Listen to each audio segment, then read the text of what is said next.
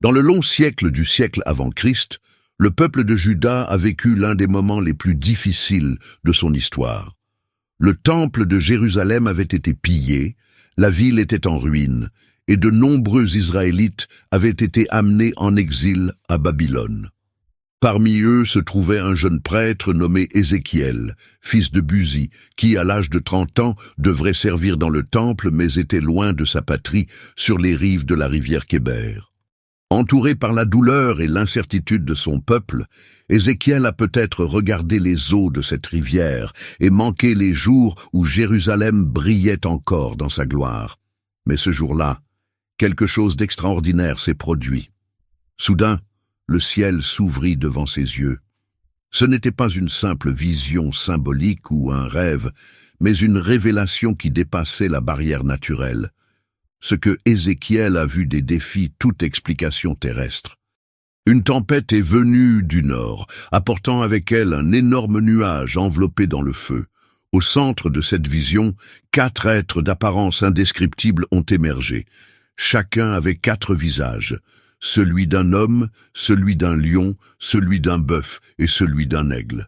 Leur corps brillait en métal brillant et chacun avait 4 ailes. Ils se déplaçaient de manière synchrone, comme s'ils étaient une seule entité, et à côté de chacun, il y avait des roues qui semblaient avoir d'autres roues à l'intérieur.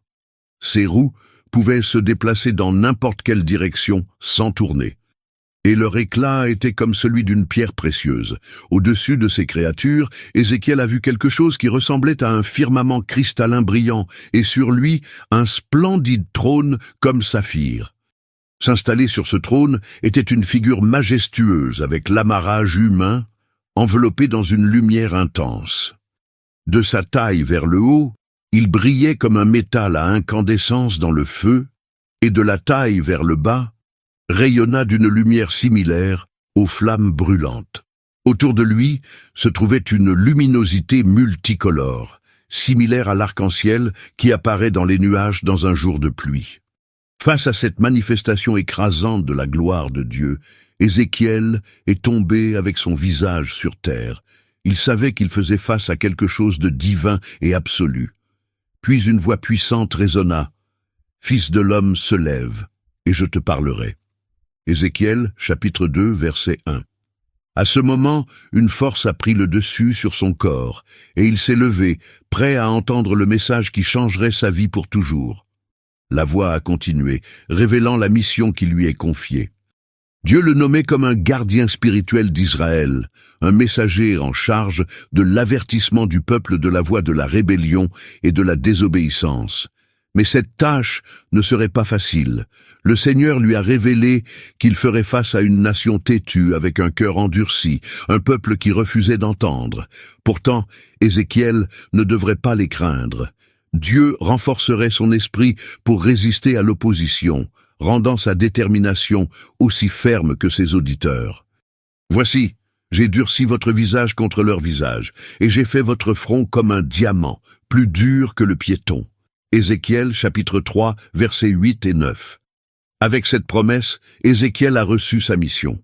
Il n'était pas seulement un prêtre ou un exil sur des terres étrangères. Maintenant, il était prophète porte-parole de Dieu lui-même. Son appel était clair, pour éveiller la conscience de son peuple et leur rappeler que malgré la destruction de Jérusalem, Dieu ne les avait pas abandonnés. La vision des cieux ouverts a marqué le début d'un nouveau chapitre non seulement dans la vie d'Ézéchiel, mais dans l'histoire d'Israël. Là, sur les rives de la rivière Kéber, un homme ordinaire a été choisi pour être l'intermédiaire entre Dieu et sa nation. Même sans savoir exactement ce qu'il attendait, Ézéchiel a accepté sa mission, prêt à annoncer la parole divine au milieu de la résistance et de l'incrédulité. Ézéchiel avait été choisi pour une mission ardue. Être prophète ne signifiait pas simplement transmettre des messages divins, mais les vivre intensément, souvent à travers des actes symboliques qui serviraient de signe pour le peuple. Dieu voulait que chaque mot prononcé par Ézéchiel soit accompagné d'actions qui renforçaient le poids du message. L'une des premières instructions qu'il a reçues était une commande inhabituelle. Il devrait manger un rouleau de défilement. Cependant, ce n'était pas un parchemin commun. Il contenait des mots de lamentation, de deuil et d'avertissement, mais en l'ingérant, Ézéchiel s'est rendu compte que son goût était doux comme du miel. Cet acte n'était pas littéral, mais un signe de ce qui allait arriver. Le rouleau représentait la parole de Dieu qu'il devrait absorber complètement avant de le transmettre. Puis Dieu a révélé quelque chose de fondamental pour son voyage.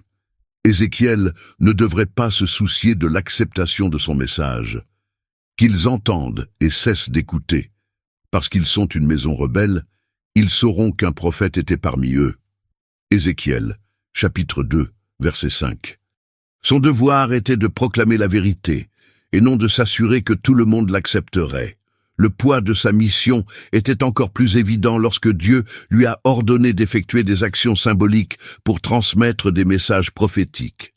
L'un des plus percutants a été de s'allonger d'un côté du corps pendant 390 jours, représentant les années de péché de la chambre d'Israël.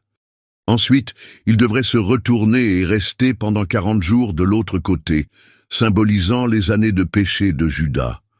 Le peuple souffrirait pendant le siège de Jérusalem.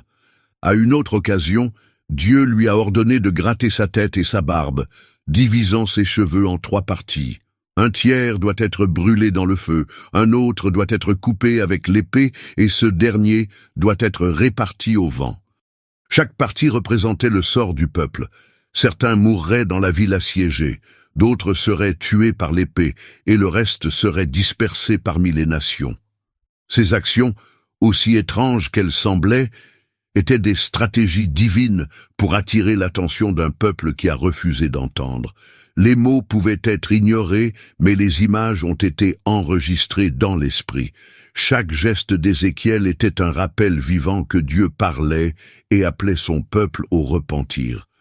Même avec autant d'avertissements, la corruption et l'idolâtrie d'Israël se sont poursuivies. Le péché était tellement enraciné que même le temple de Jérusalem, le lieu le plus sacré pour les Israélites, était devenu la scène des abominations. Dieu a montré à Ézéchiel une vision terrifiante. Dans le temple lui-même, les anciens d'Israël adoraient les idoles en secret, croyant que Dieu ne les a pas vus. D'autres étaient confrontés au soleil levant, pratiquant les rituels païens.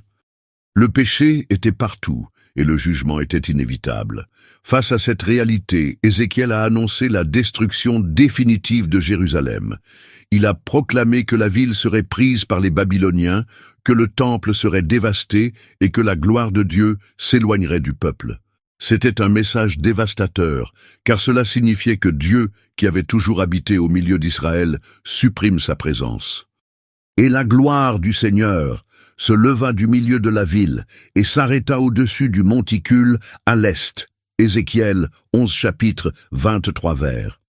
Cependant, le message d'Ézéchiel n'était pas seulement une question de destruction. Au milieu du jugement, il y avait une promesse de restauration. Dieu a promis qu'après la punition, ramener les gens sur terre et ferait une nouvelle alliance avec eux. Et je vais vous donner un nouveau cœur et mettre un nouvel esprit en vous. Je vous prendrai le cœur de la pierre et vous donnerai un cœur de chair. Ézéchiel chapitre 36, verset 26. La plus impressionnante de ces visions prophétiques est venue pour illustrer cette restauration. En esprit, Dieu a conduit Ézéchiel dans une vallée recouverte d'os secs. Le prophète a regardé autour de lui et a vu que ces eaux étaient complètement secs, sans vie, dispersées partout. Alors Dieu vous a posé une question. Ces eaux peuvent-ils revivre? Ézéchiel, chapitre 37, verset 3. Ézéchiel a répondu que seul Dieu pouvait connaître la réponse. Puis le Seigneur lui a ordonné de prophétiser sur ces eaux. Dès qu'il a obéi, il y avait un grand bruit et les os ont commencé à bouger, se joignant. Ensuite, ils étaient couverts de muscles et de peau. Mais quelque chose manquait encore, l'esprit de vie. Puis Dieu a envoyé à nouveau Ézéchiel prophétiser, et quand il l'a fait, un puissant vent soufflait par-dessus ses corps, et ils sont remontés à la vie. Ce point de vue était un message clair. Israël, qui était comme une vallée d'os secs, spirituellement morte et désespérée, vivrait à nouveau. Dieu restaurerait son peuple et les ramènerait sur leur terre. En plus de cette prophétie, Ézéchiel avait une vision encore plus grande. Dans les derniers chapitres du livre, il décrit un temple glorieux, beaucoup plus grand et plus parfait que celui de Salomon. Ce nouveau temple symbolisait la présence éternelle de Dieu parmi son peuple et a souligné un avenir dans lequel il n'y aurait plus d'exil ou d'idolâtrie. De cette magnifique construction, il a vu quelque chose d'extraordinaire. Une rivière coulait du temple et est devenue de plus en plus profonde à mesure qu'il avançait. Cette rivière a guéri les eaux de la mer morte et a apporté la vie partout où elle allait. Les arbres fruitiers ont grandi sur leurs rives, portant constamment des fruits, et leurs feuilles ont servi à guérir les nations. Cette rivière était une représentation de la restauration définitive de Dieu, un symbole de la vie abondante qu'il apporterait à son peuple. Le ministère d'Ézéchiel n'était pas seulement un appel au repentir, mais un témoignage de l'amour et de la fidélité de Dieu. Malgré le jugement, il y avait toujours une promesse d'espoir. La gloire du Seigneur, qui s'était éloignée de Jérusalem, reviendrait un jour pour établir un royaume éternel. Ézéchiel a mis fin à son livre avec un détail remarquable. Le nom de la nouvelle ville ne serait plus Jérusalem, mais le Seigneur est là. Ézéchiel, chapitre 48, verset 35. C'était la plus grande garantie que Dieu pourrait donner. Sa présence n'abandonnerait plus jamais son peuple. Ainsi, l'histoire d'Ézéchiel est devenue l'un des plus grands témoignages de la fidélité divine. Un prophète qui a non seulement parlé, mais a vécu son message. Un homme qui, au milieu de l'exil et de la destruction, a vu le ciel ouvrir et a reçu un aperçu de l'avenir glorieux que Dieu avait préparé.